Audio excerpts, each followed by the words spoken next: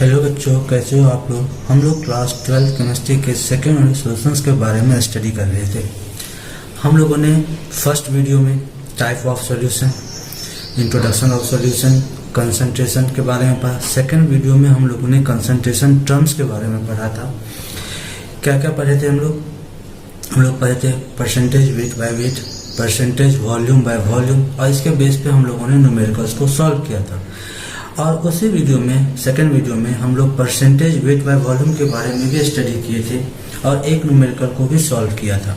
Percentage weight by volume का मतलब था weight of solute upon volume of solution. मतलब सॉल्यूट जो होगा वो ग्राम होगा, कंपैरिजन किया जाएगा वॉल्यूम ऑफ सॉल्यूशन से, यानी कि लीटर या मिलीलीटर से। ठीक है, इसके बेस पे हम लोगों ने न्यूमेरिकल को भी सॉल्व कर दिया था। ठीक है ना। न्यूमेरिकल तो जानते ही होंगे आप लोग, जब सेकंड वीडियो देखे होंगे तो इस न्यूमेरिकल को आप लोगों ने खुद से सॉल्व किया होगा। न्यूमेरिकल था हमारा a sugar solution is 10% weight by volume, find percentage weight by weight if density of solution is 1.25 gram per millilitre. और इस क्वेश्चन को हम लोगों ने सॉल्व किया था प्रीवियस वीडियो में। आज हम लोग वेट बाय वॉल्यूम के सेकेंड न्यूमेरिकल्स को सॉल्व करेंगे। ठीक है ना। वो न्यूमेरिकल है हमारे पास a solution of nitric acid HNO3 is 5% W/W। हमारे पास नाइट्रिक एसिड सॉल्यूशंस 5% W, मतलब मास परसेंटेज हमें दे रखा है 5%। Find the mass of HNO3 present in 100 ml solution. 100 ml solution में कितना मास होगा HNO3 का, मतलब मास ऑफ सॉल्यूट या वेट ऑफ सॉल्यूट हमें निकालना है। अब यदि मुझे वेट ऑफ सॉल्यूट निकालना है और मास परसेंटेज हमें दे रखा है, तो सिंपल सी बात है कि हमें वेट ऑफ सॉल्यूशंस की जरूरत होगी। अगर हम वेट ऑफ सॉल्यूशन अगर हमें निकल जाए तो मास ऑफ सॉल्यूशन हमारा सॉल्व हो जाएगा। तो हमारे पास गिवन क्या क्या पहले देख लेते हैं। डेंसिटी ऑफ सॉल्यूशन हमारे पास है 1.4 ग्राम per millilitre. Weight of solution है हमारे पास 5%, परसेंटेज वेट बाय वेट, यहाँ पे परसेंटेज है, ये percentage weight by wait. Volume of solution 100 ml। Percentage weight by wait का फॉर्मूला आप लोगों ने सेकंड वीडियो में पढ़ा था, weight of solute upon weight of solution into 100। जिन लोगों ने नहीं पढ़ा है weight of percentage weight by wait, वो हमारा सेकंड वीडियो देख सकते हैं। परसेंटेज वेट बाय वेट हमारे पास कितना है 5। वेट ऑफ सॉल्यूट और वेट ऑफ सॉल्यूट, इन दोनों में से कोई भी हमें नहीं दिया हुआ है क्वेश्चन में। तो हमें सबसे पहले वेट ऑफ सॉल्यूशन, क्योंकि वेट ऑफ सॉल्यूट तो हमें निकालना ही है। अब ये चीज नहीं दे रखा है, लेकिन हमारे पास डेंसिटी दे रखा है। तो डेंसिटी इक्वल टू होता है मास of solution upon volume of solution. मुझे मालूम है कि वॉल्यूम तो न्यूमेरिकल्स में दे रखे हैं, प्रॉब्लम में दे रखा है। वॉल्यूम कितना है हमारे पास 100, और मास ऑफ सॉल्यूशन हमें इससे निकल जाएगा 1.4 equal to mass of solution upon volume of solution. Volume of solution हमारा 100 दे रखा है ना। इसको मल्टीप्लाई करोगे, क्रॉस मल्टीप्लाई, तो मास ऑफ सॉल्यूशन 140 ग्राम आ जाएगा। अब ये 140 ग्राम को अगर हम इक्वेशन 1 में पुट कर दें, तो इससे हमारा क्या हो जाएगा, वेट ऑफ सॉल्यूशन हमें मालूम है, ये चीज हमें दे रखा है, तो क्या वेट ऑफ सॉल्यूट हमारा नहीं निकल जाएगा। और जब आप इसको सॉल्व करोगे तो 7 ग्राम आएगा। ठीक है ना। तो ये हमारा हो गया second numericals mass percentage weight by volume का। इसी के बेस पे, परसेंटेज वेट बाय वॉल्यूम के बेस पे, हमारा थर्ड न्यूमेरिकल्स है और सॉल्यूशन इज 10% W/W, यानी कि mass by mass. Find percentage weight by volume. आपको क्या निकालना है, परसेंटेज वेट बाय वॉल्यूम।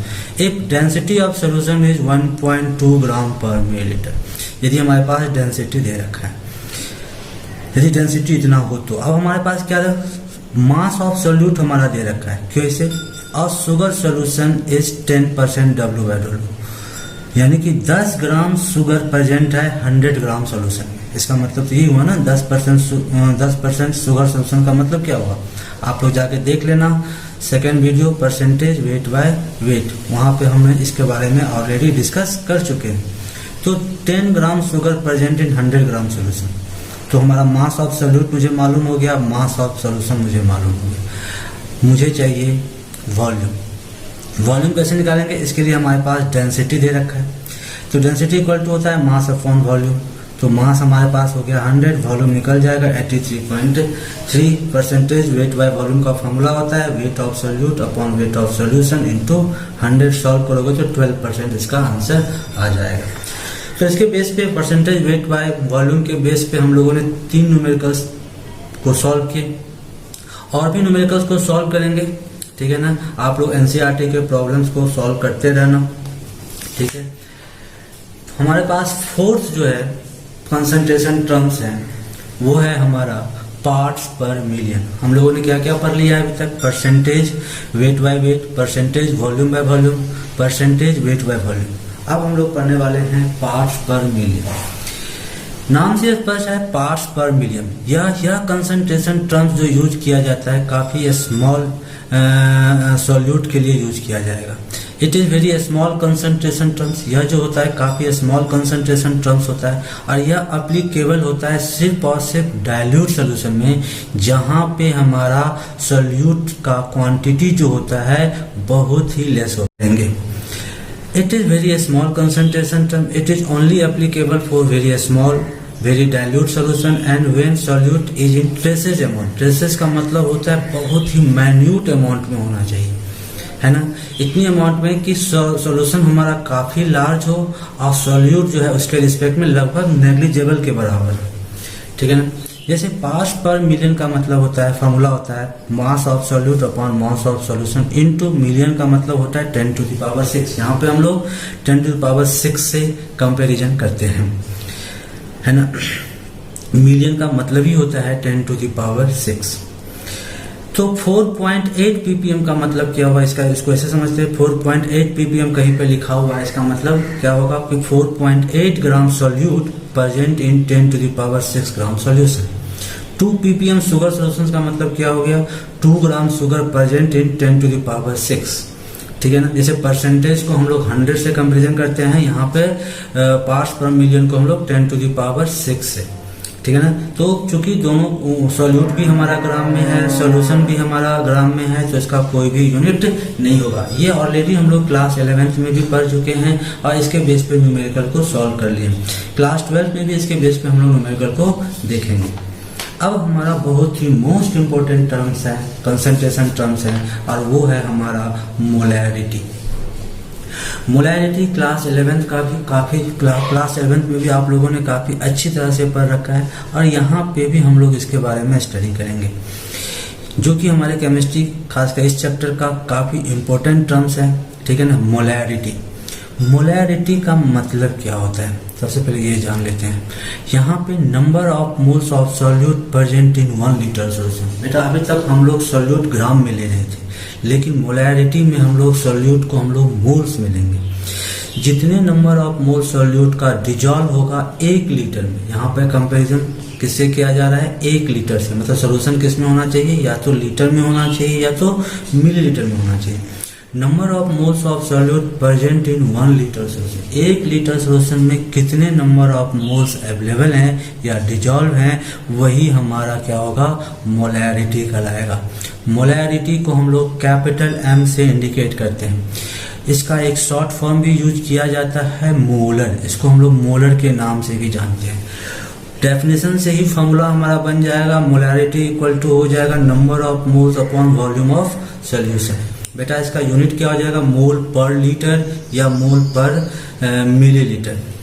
बेटा अगर मान लो सॉल्यूशन लीटर में ना दे करके मिलीलीटर में दे दे, तो मुझे मालूम है 1 लीटर इक्वल टू कितना होता है? 1000 मिलीलीटर, या मिलीलीटर को ही हम लोग सेंटीमीटर क्यूब भी बोलते हैं। तो 1 मिलीलीटर इक्वल टू कितना हो जाएगा? 1/1000 लीटर। तो मोलैरिटी को हम लोग फॉर्मूला को थोड़ा सा चेंज कर दें, number of moles of solute upon volume of solution in millilitre. Millilitre में लिखेंगे तो हमें 1000 से डिवाइड करना होगा, तो फॉर्मूला में वो मल्टीप्लाई हो जाएगा, यानी कि number of moles of solute upon volume of solution in millilitre into 1000, ठीक है।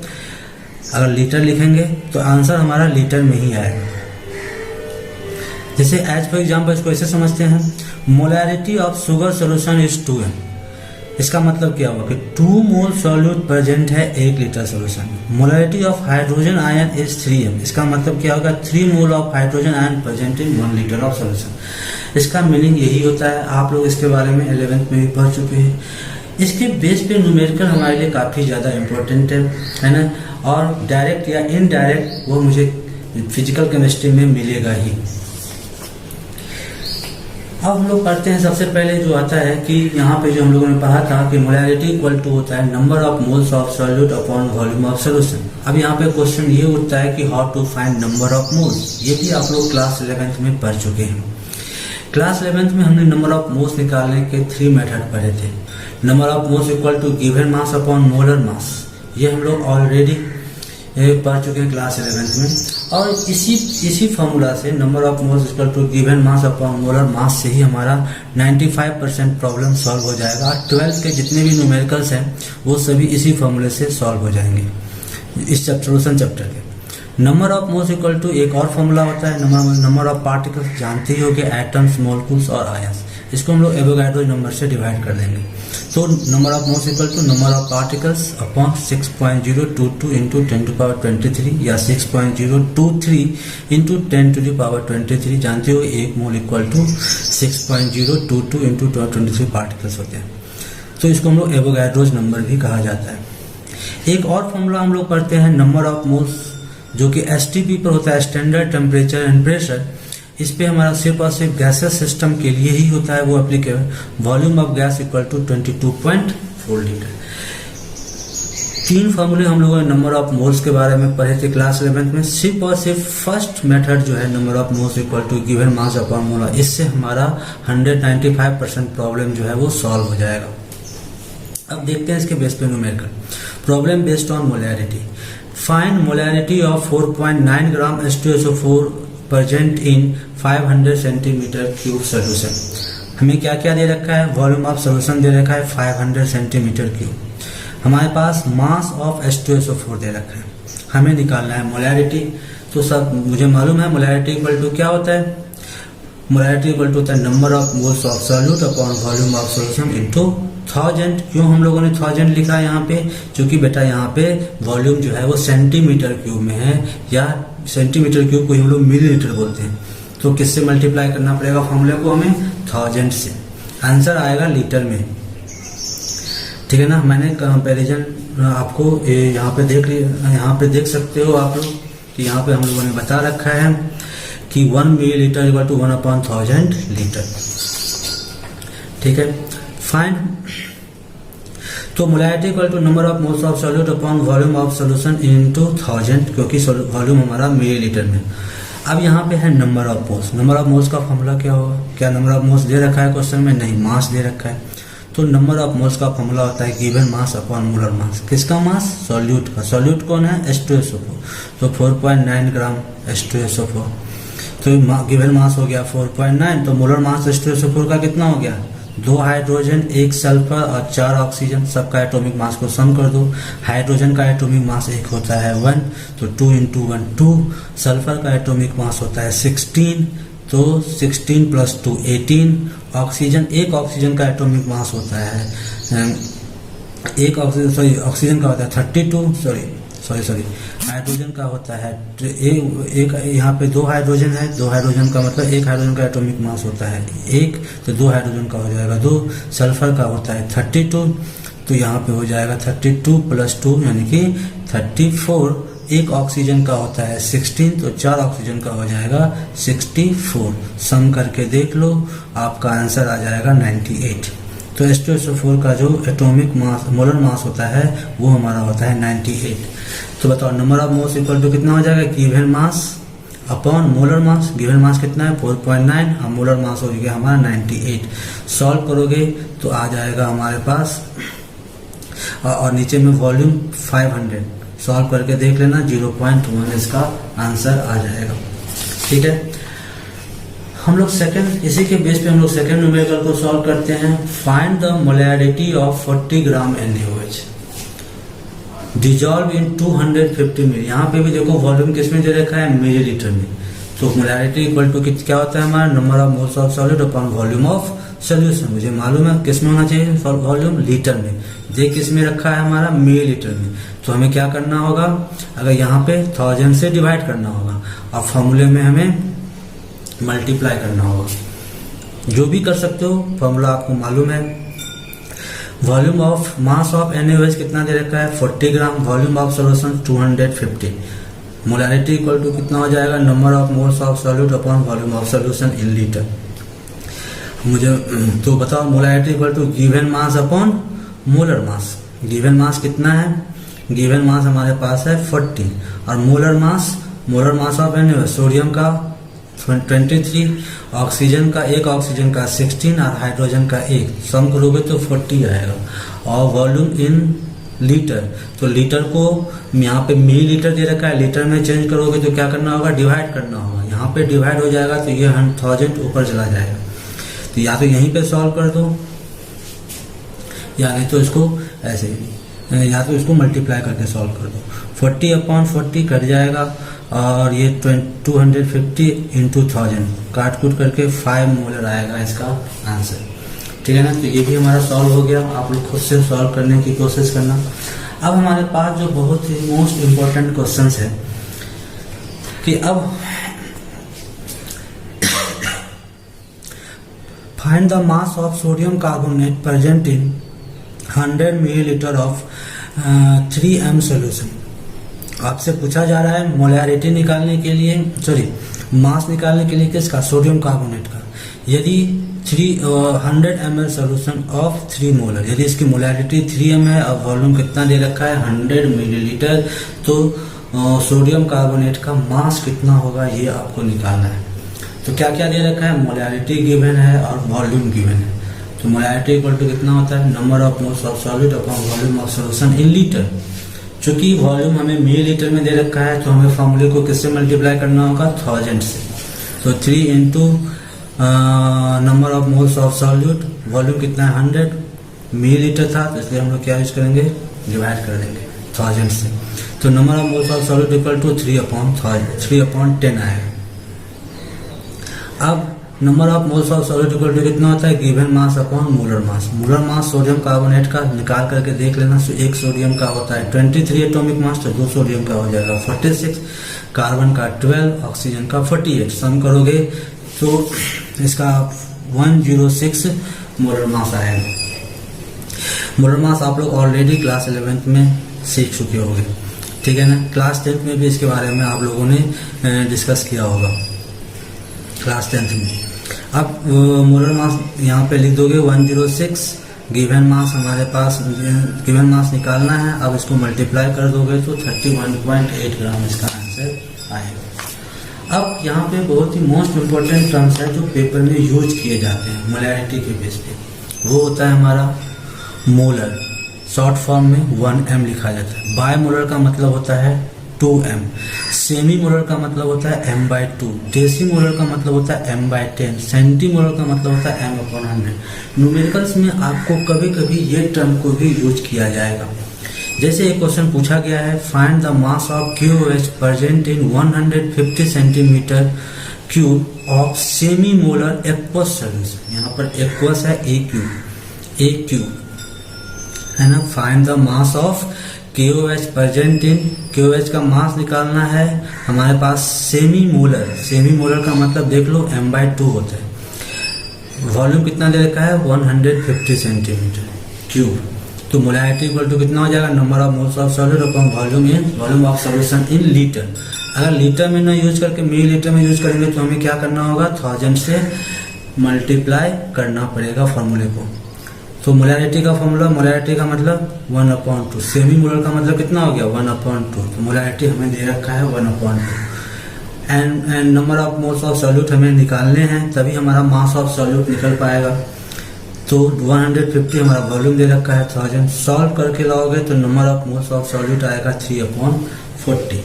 अब मुझे मालूम है number of moles equal to होता है गिवन मास अपॉन मोलर मास।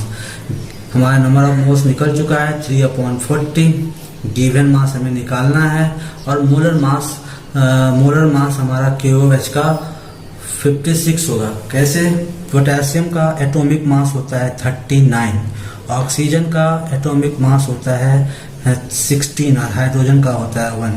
39 प्लस 1 कितना हो गया? हाइड्रोजन का कितना हो गया? 1। तो 40 और ऑक्सीजन का 16, तो कितना हो जाएगा? 56। सॉल्व करके देख लेना, आपका आंसर आ जाएगा इसमें 4.2।